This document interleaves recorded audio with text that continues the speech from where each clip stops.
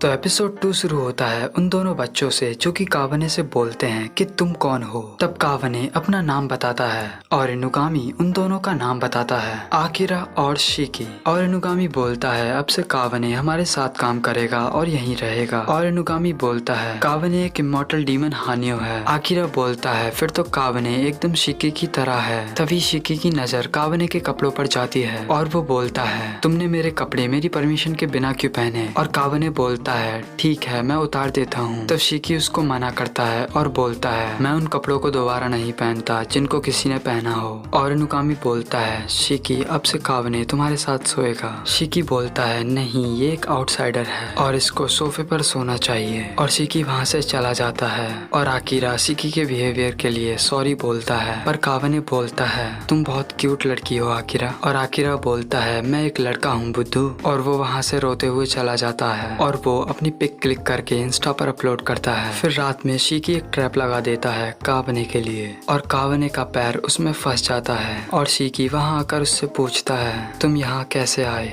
कावने बोलता है कार से। शिकी बोलता है अभी मैं ये पूछ रहा हूँ कि तुम क्यों और किस वजह से यहाँ आए हो। कावने बोलता है मैं उस घर में नहीं रह सकता था जहाँ से मैं आया हूँ और इसलिए इनुगामी सान मुझे अपने साथ ले आए। शिकी बोलता है इसका मतलब तुमको तुम्हारे माँ बाप ने छोड़ दिया है ना। और कावने अपने पैर को उस थ्रेड से निकाल लेता है और बोलता है मुझे मेरे पेरेंट्स ने नहीं छोड़ा। और कावने को चोट लग जाती है पर वो तुरंत हील हो जाता है। और ये देखकर शिकी चौंक जाता है क्योंकि उसका थ्रेड काफी स्ट्रॉन्ग था। फिर हमको अगले दिन का सीन दिखाया जाता है जहाँ वो चारों एक कार में होते हैं और इनुगामी बोलता है ये एक अच्छा मौका है कावने को दिखाने का कि एक किमोनोइस्ट क्या करते हैं। फिर वो उस जगह पर पहुंच जाते हैं जहाँ उनको इन्वेस्टिगेशन के लिए बुलाया गया था। पर वहाँ एक ऑफिसर ये बोलता है कि बच्चे अंदर नहीं जा सकते। और इनुगामी बोलता है ये भी स्पेशलिस्ट हैं इनको अंदर आने दो। फिर वो चारों उस घर में आ जाते हैं और वहाँ दो बच्चे होते हैं जो कि रो रहे होते हैं क्योंकि उनकी मॉम और उनका छोटा भाई उस रूम में थे। और इनुगामी शिकी और आकिरा से बोलता है क्या तुम देखना चाहोगे। और वो जब टेप हटाकर उस रूम के अंदर देखते हैं तब उनको वहाँ बहुत सारे डीमन बग्स दिखते हैं और उनको देखकर आकिरा डर जाता है। फिर इनुगामी बताता है कि ये डीमन बग्स इंसानों को जल्दी नहीं मार सकते हैं पर अगर ज्यादा देर हो चुकी है तो उनकी जान खतरे में है। फिर एक पुलिस ऑफिसर बताता है कि हमारा एक मेंबर उस रूम में गया था तब तुरंत उन बग्स ने उसको घेर लिया था। फिर इनुगामी सोचता है अगर मैं अपनी बॉडी को स्टील का बना लूं तो मैं उनको बचा सकता हूं पर जब तक मेरी बॉडी स्टील में कन्वर्ट होगी तब तक बहुत देर हो जाएगी। और इसीलिए इनुगामी डिसाइड करता है कि वो उन तीनों की किमोनो पावर से उनको बचाएगा।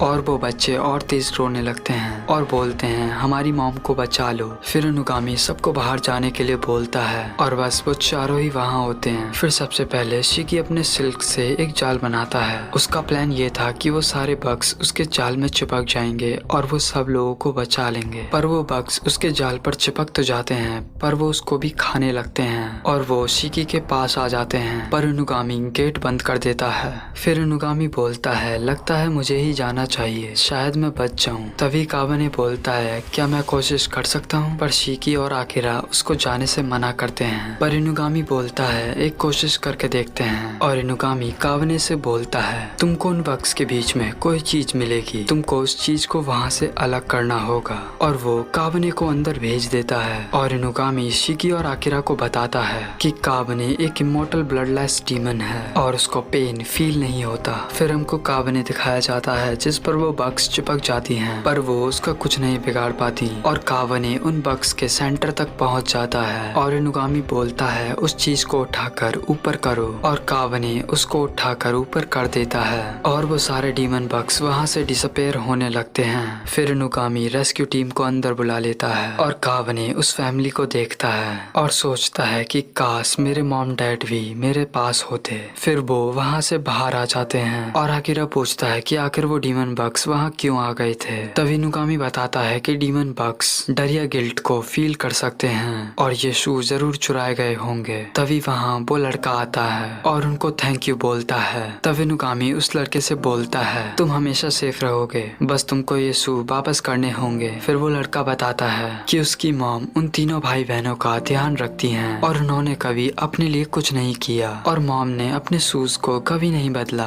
पर आज मेरे छोटे भाई ने मुझे ये शू दिखाए और बोला कि ये शूज हम मॉम को देंगे। मैं उन शूज को देखकर समझ गया था कि मेरे भाई ने उनको चुराया है, पर ये सब उसने मॉम के लिए किया। और जब मैंने उसको बोला कि तुमने ये गलत किया है, और तब मैंने अपने भाई के फेस पर गिल्ट देखा और फिर वो बग्स वहाँ आ गए। फिर इनुगामी बोलता है कि अब घर जाने का वक्त हो चुका है, और कावने बोलता है इनुगामी सान क्या मेरे पेरेंट्स भी एक किमोनो थे? इनुगामी बोलता है शायद हाँ, और इनुगामी उससे दोबारा पूछता है कि क्या तुम अपने पेरेंट्स से मिलना चाहते हो? इस बार कावने हाँ कर देता है, और इनुगामी बोलता है फिर ठीक है, मैं अपनी फी तुम्हारी पेमेंट्स में से काट लूंगा। और वो सब घर आ जाते हैं। वहाँ शिकी कावने को बताता है कि उसकी मॉम एक स्पाइडर किमोनो थी। कावने पूछता है कि तुम्हारी मॉम अब कहाँ है? शिकी बोलता है मुझे नहीं पता, शायद उन्होंने मुझे छोड़ दिया या शायद वो मर चुकी हैं। कावने बोलता है क्या पता वो जिंदा हो और अपने बेटे का इंतजार कर रही हो। तब शिकी बोलता है मुझे नहीं लगता कि हमारे पेरेंट्स हमारा इंतजार कर रहे होंगे, और अगर उनको इतना ही प्यार था